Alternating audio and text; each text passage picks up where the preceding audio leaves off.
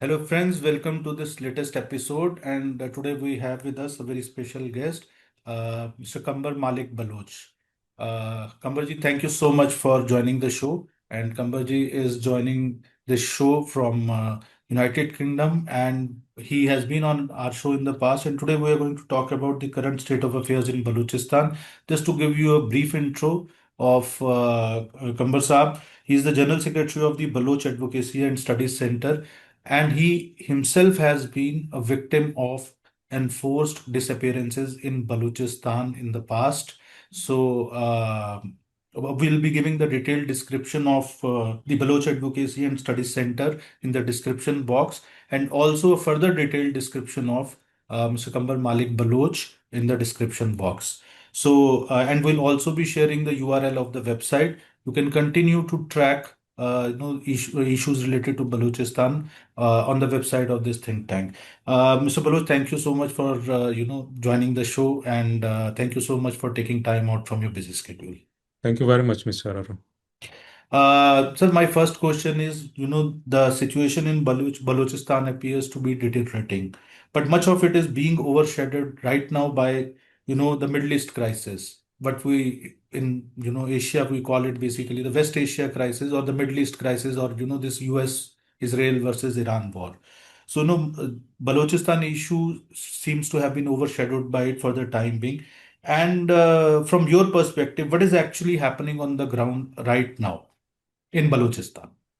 Right. So, Mr. Arun, Balochistan is actually facing a very tense and deteriorating situation currently, with the ongoing clashes between Baloch insurgents and government forces, with no visible efforts by the Pakistani authorities to peacefully resolve the conflict. This is particularly true following the offensives by the Baloch Liberation Army earlier this year. The government has responded aggressively by resorting to collective punishment of the Baloch.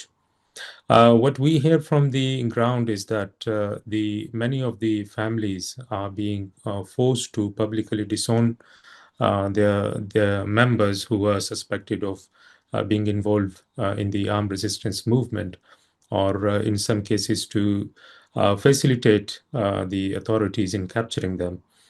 And they have been threatened of severe consequences, these families, if they do not comply with the authorities' orders. Secondly, obviously, it is a double blow for the already suppressed people of Balochistan, given the escalating crisis in Iran. Now, many of the outsiders, or so to say, even the people living in other parts of Pakistan, do not know that the bordering region of Balochistan, the bordering Iran, many of the districts, they get their electricity and even the basic commodities and supplies from Iran. So these have been disrupted, and the people have already starting feeling the economic pressure of that crisis.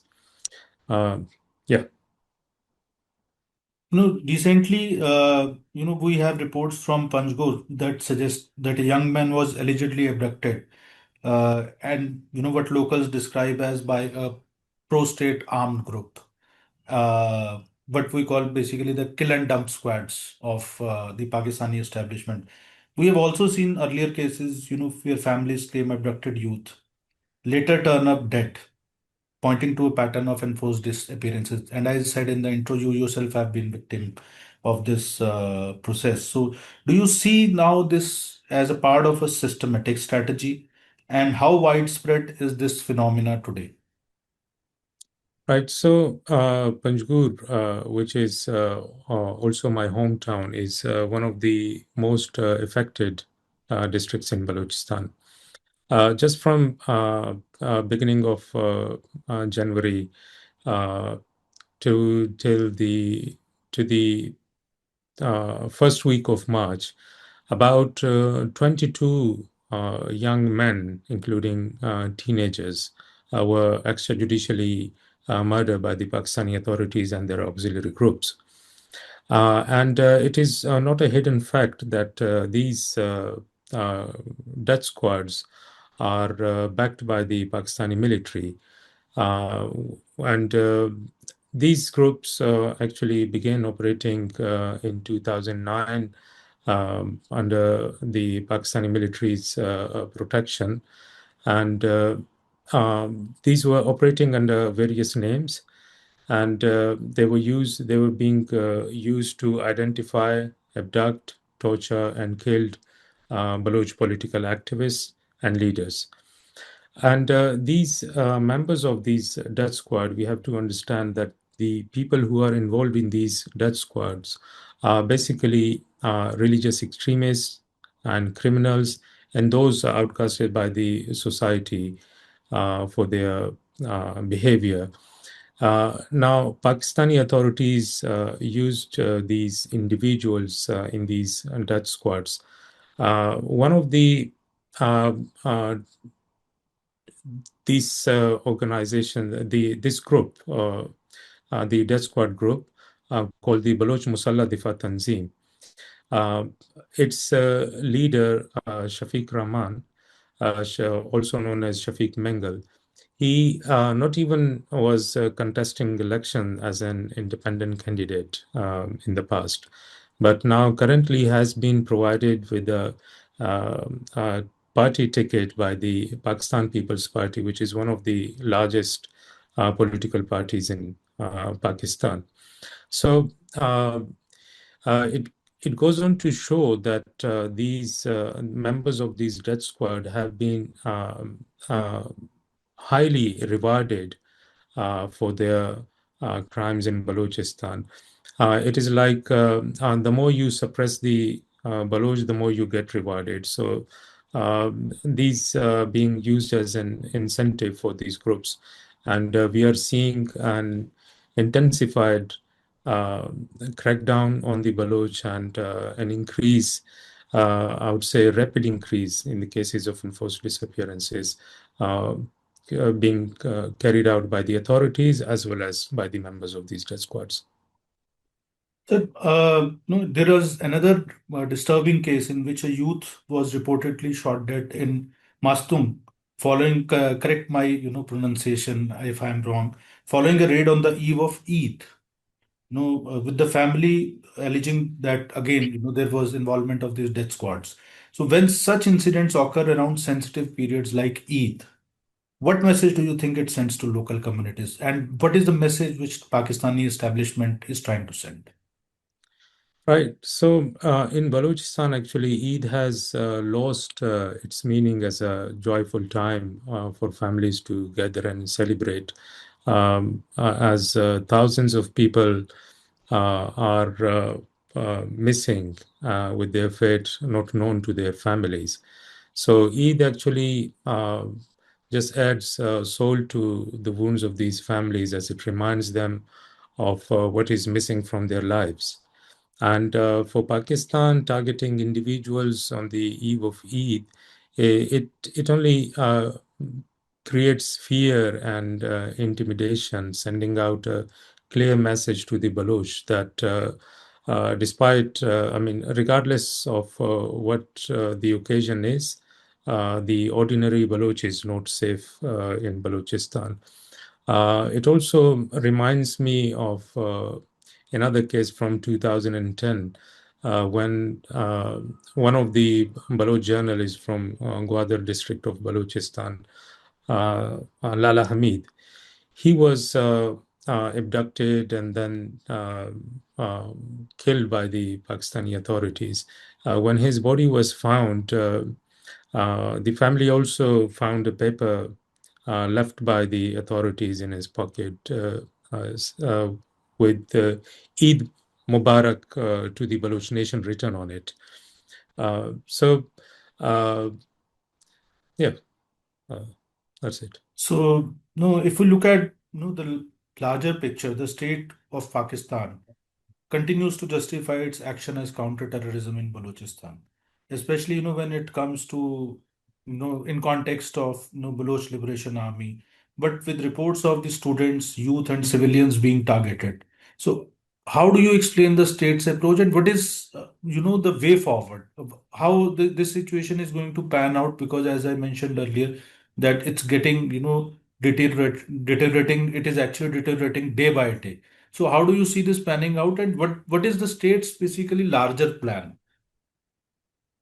Right. So when you look at the history of the Baloch conflict with Pakistan, you would see that Pakistan has never recognized the legitimacy of the Baloch national struggle, and it has approached it always through security lens, often linking the Baloch people's struggle to the integrity and sovereignty of the state. Um, so we see a lack of political will by Pakistan to peacefully resolve the conflict. And what Pakistan has done is that it has uh, tried to crush all the sane segment of the society, or so to say, the sane voices of the Baloch society, targeting the strata of society, which include students, activists, writers, poets, and singers. And now, to talk about the current situation in Balochistan, one of the leading human rights movement, also called Baloch Ekjati Committee in Balochistan, is at the receiving end of the Pakistani authorities. Its leadership has been uh, imprisoned for the last 1 year, and the remaining of its leader are being accused of facilitating the Baloch insurgents.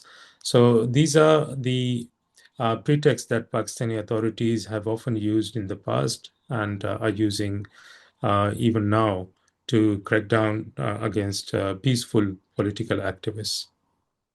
So my last question is, due to this Iran-linked conflict, the attention of the world has gone away from Balochistan and what is happening in Balochistan. Do you think that Islamabad is using this moment, when global attention is elsewhere, as a cover to intensify its crackdown on Balochistan?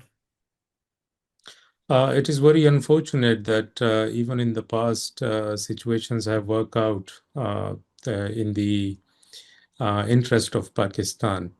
Even during the war on terror, Balochistan was eclipsed by the situation in Afghanistan. And unfortunately, the Baloch has situation, or Balochistan has always been used as a reference to the regional conflicts.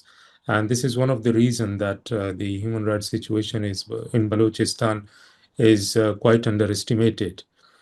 And also, at the moment, it is quite clear that if uh, I would say at the moment, the situation shows that the Baloch people will further be suppressed by the Pakistani authorities, and we will eventually see a humanitarian crisis unfolding in Balochistan. But somehow the situation is not quite similar to what it was in the early 2000s, as Pakistan has a hostile relationship with nearly all of its neighbors and is in conflict with Afghanistan as well. Um, but at the end, we, the Baloch people, are not being, I think Balochistan is not included in the agenda of the powerful countries. And if the situation in Balochistan uh, is keeps getting ignored, then uh, the people will the Baloch people will suffer more. So, just a small supplementary to this. So, the Baloch nationalist movement is quite aware of this, and it seems to be now a point of it is looking like a point of no return, where within the framework of the Pakistani state, Balochistan cannot, exist anymore, or Balochistan doesn't want to be there anymore. So all possible, though, right from the beginning, it is very clear that since 1948, Balochistan was illegally occupied by Pakistan. But if there was any hope of, Balochistan still remaining within the Pakistan, so that seems to have gone now. So how the Baloch nationalist movement overall is looking at this whole thing, because there is one thing, that there are also many strands within the Baloch nationalist movement. So what is the common ground which they have? Right, you see, I mean, the common ground when it comes to the Baloch national struggle, regardless of what kind of struggle or what kind of approach they have towards the Baloch people's national salvation, they they believe that continuing in this situation, I mean, uh, facing an oppressive state where your identity, where your culture, where your even the existence as a human being is compromised, then obviously we have to look at the solutions outside the I mean the current framework of the state. So the Baloch would welcome any kind of support or so to say diplomatic or political support by the regional or international powers to help them in achieving their right to self-determination.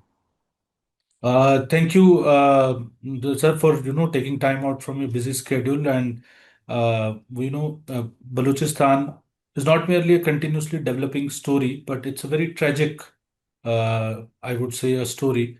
And we hope, to cover this various aspects of this story, and we'll keep on bringing, the correct perspective, the right perspective to our viewers, and experts like you, who have basically the ground experience, and as well as also have the perspective, help us to decode what is happening on such complex matters. So thank you so much once again, and we hope to host you back soon again. And thank you, Thank Mr. you very much, Mr. Arun. Yeah. Thank you.